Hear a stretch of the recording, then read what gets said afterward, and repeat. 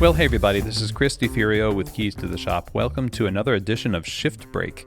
Today's episode is brought to you by La Marzocco, who's been making espresso machines by hand in Florence, Italy since 1927. That is almost 100 years of beauty, dependability, innovation, and just being the cornerstone of so many cafes throughout the world. Some of the best places you have ever been to rely on La Marzocco espresso machines.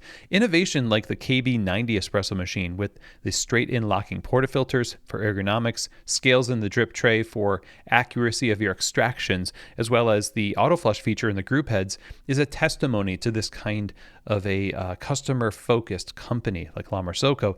It's one of many different kinds of espresso machines that La Marzocco offers to fit your needs exactly. So go and check them out over at lamarzocco.usa.com. If you're in the market for an espresso machine because you're expanding your business, you're elevating your equipment in your existing shop, or you're getting started and you want the best right from the beginning, info at lamarzocco.usa.com. Email them and talk with one of their salespeople today. That's info at lamarzocco.usa.com.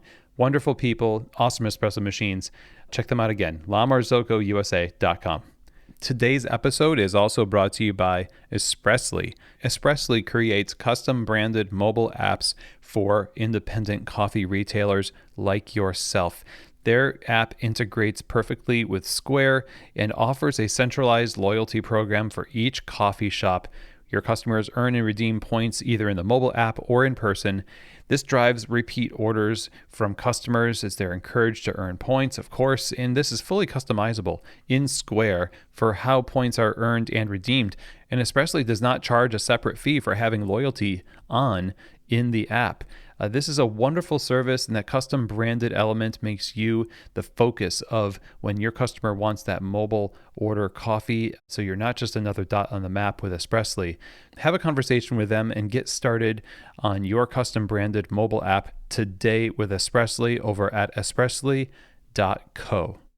Okay, everyone, today we are going to be talking about in-house training and quality control and standards, and the importance of doing your due diligence to bring that program that every coffee shop, I believe, needs to have either into existence or into a new level of effectiveness.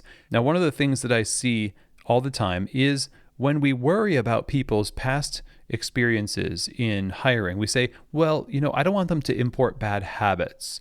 And, I don't want all my baristas, everyone's doing different things and this kind of thing. So we want to make sure that you're hiring in a way that gives them a blank slate. So a lot of people won't even hire people with past coffee experience because they worry about cobbling together this group of people that will all do things differently. And that's a valid concern. Not so much a concern if you have a robust training system, onboarding system, and you're resourcing people with constant feedback and communication.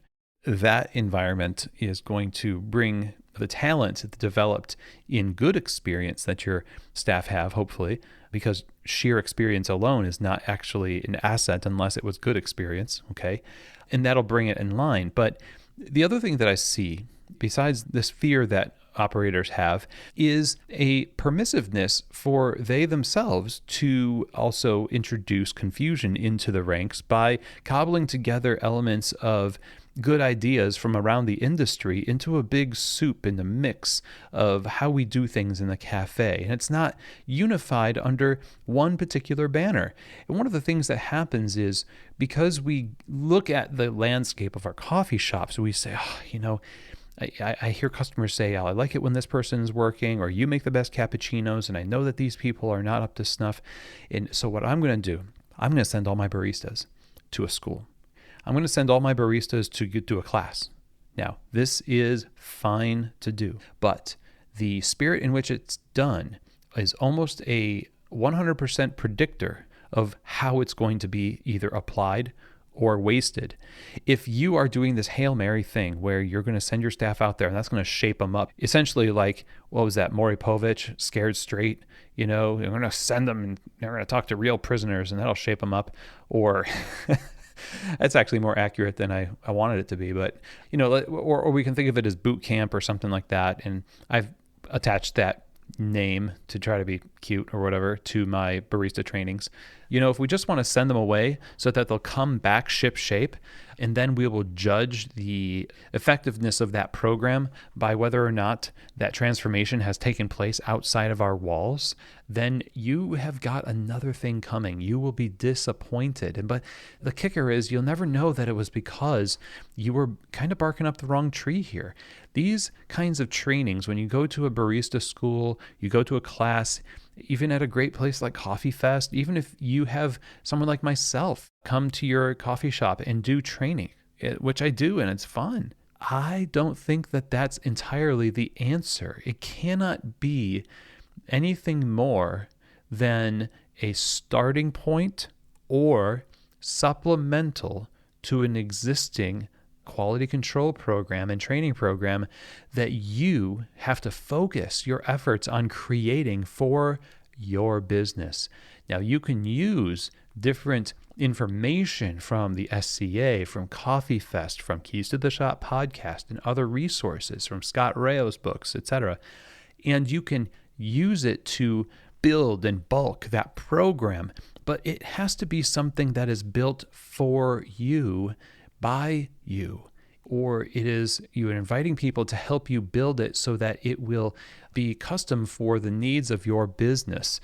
But if you're relying on the occasional refresh and the supplemental trainings that you'll send your problem staff to because you're frustrated with what's happening in the cafe, then you have to understand that the frustration is actually something that you first need to start addressing within the walls of your cafe by developing an in-house training program that is realistic and achievable for your staff, that you can do long-term, that it's not just like a one-week boot camp in your cafe, but it's something that favors continued education over time. Education in what?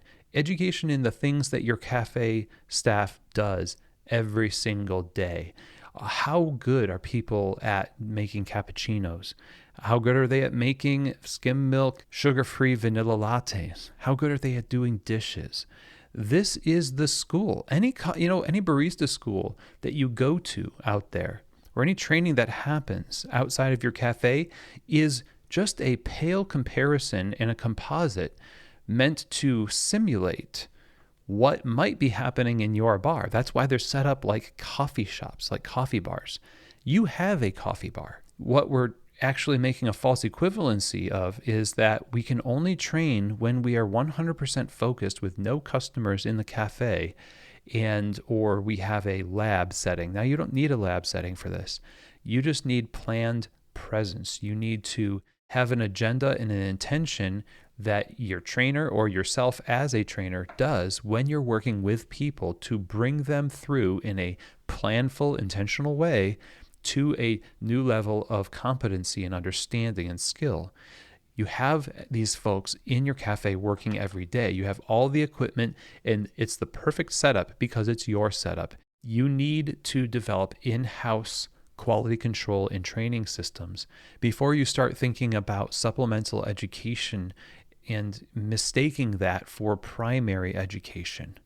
To send somebody away to your wholesale provider and say, we send all of our baristas through the barista training that our wholesale provider provides. And that's fine. Okay, so that maybe, let's consider that generously a foundational level. But if your wholesaler is like most wholesalers, there are lots of people that they are serving, and the training and information that is being offered is going to cater to a wide audience, which means there might be specific things that are necessary to take you to the next level, to make this training actually stick, that only you and your team can provide for yourselves, and use the training that you get from your wholesaler or from a teacher or from a book or a podcast in that environment that you create for yourselves. And so the whole point of today's conversation is not to say that you shouldn't reach out for supplemental education, but you shouldn't use a podcast, classroom, visiting trainer, consultant, or whatever as a surrogate for developing these things yourself. You can use those as tools in service of what you are building for yourself. And I will tell you, I just have never really been to a place that has done this kind of outsourcing and had no internal program or quality control, et cetera, and had a good experience. To be honest with you, it's usually, we're struggling to get people to apply what they've learned, and we feel like we're wasting money. And it's just because it's kind of squandering that investment because there's no place for that information to land. It's seeds that are being sown onto ground that is not ready to receive the seed. And so it can't go down and sprout, And so that's something that you provide. That's your responsibility. And if you want to take what you perceive as incongruities within your training and what people are doing on bar and fix those things, it starts within your walls. You can develop a robust and specific process for training and resourcing and education, continued training and coaching, bringing people along the path of increasing competency and skill, using information you find, yes, but applying these things to a program that is to serve your menu, your staff, your customers, and your coffee shop. So I hope that this has been helpful for you. Please take the opportunity right now to look at the recommended episodes, the related episodes that are listed out and linked in the show notes. That will give you another place to go to learn about creating these types of systems in the shop and to learn more about training and that kind of thing. So grateful for all of you. I appreciate your time tuning into Keys to the Shop. Don't forget to subscribe to the show. Share these episodes on social media and just share the existence of Keys to the Shop as a podcast and resource for the specialty retail community. I would also encourage you to listen to our latest episode, which is episode 432, How to Win in Specialty Coffee Retail. A lot of good thoughts there. I think that will help you in this pursuit as well. So that's episode 432. And again, thanks everybody. Have a great day. And as always, I will see you here next week on another edition of Shift Break. From Keys to the Shop.